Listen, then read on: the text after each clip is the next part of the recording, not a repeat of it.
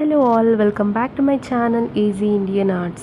గోరింటాకు ఎర్రగా పండాలంటే ఒక స్మాల్ ట్రిక్ అయితే చెప్తాను మీకు. ఫస్ట్ మనం టీ డికాషన్ అయితే ప్రిపేర్ చేసి పెట్టుకోవాలి. నెక్స్ట్ ఒక మిక్సీ జార్ తీసుకొని మనం తెచ్చుకున్న గోరింటాకుని లీవ్స్ ఒకటే వేసుకోవాలి. వాటికి స్మాల్ స్టెమ్స్ అనేవి ఉంటాయో అవి మనం వేసుకోకూడదు. గోరింటాకుకి ఆకు ఎంత